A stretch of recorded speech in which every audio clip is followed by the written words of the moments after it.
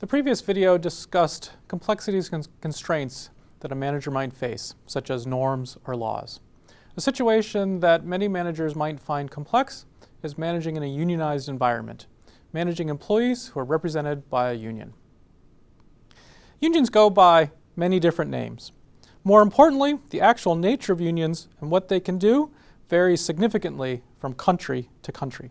So when dealing with a union, be sure to find out about the laws and usual practices in your own country.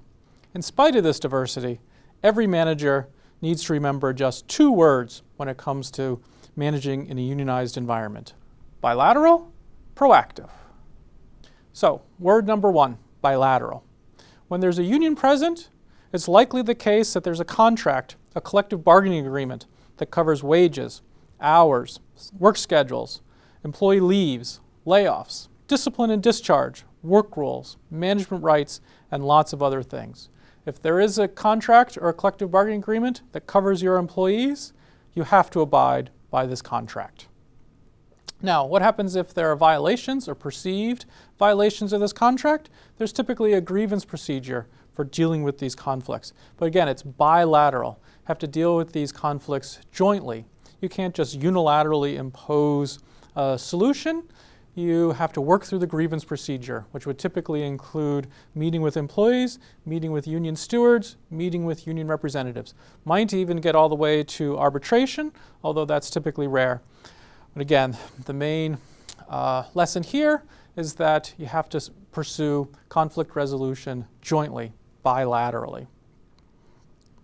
Now, if you want to make new changes, develop new policies, you can't just implement them unilaterally either in a unionized environment. You need to negotiate those changes. Or if you're dealing with a works council, you probably need to at least consult with the works council before implementing new changes.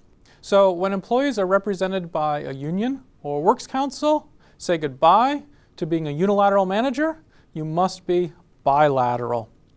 However, there's many types of bilateral relationships. There's cooperative relationships, competitive relationships, adversarial relationships, even downright hostile relationships. And this brings us to word number two. And that is proactive. Managers in unionized workplaces or in a workplace with a works council need to be proactive. Labor unions have the right to represent and advocate on behalf of workers, but they don't run the business. Who runs the business? You run the business. You set the tone. So you need to be proactive. For example, unions are often associated with restrictive work rules, but these are commonly pursued in reaction to management abuses. A works council is similarly likely to react to the tone set by management. There are two phrases that are common in labor relations circles that can help reinforce why managers in unionized workplaces need to be proactive. First phrase, management acts and the union grieves.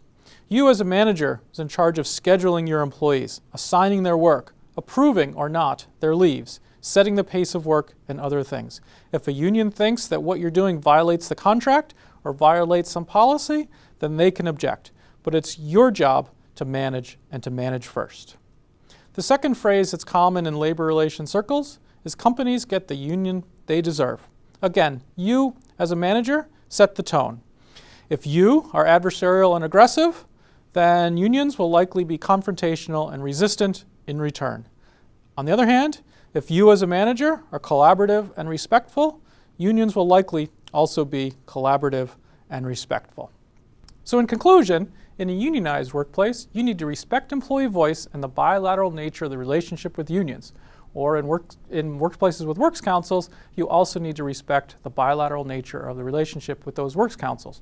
And this includes abiding by any collective bargaining agreements or contracts that might apply to your workers, as well as following any required bargaining or consultation procedures. And remember, you need to be proactive because you set the tone for the relationship. Is the relationship going to be adversarial or is it going to be collaborative? You make the call.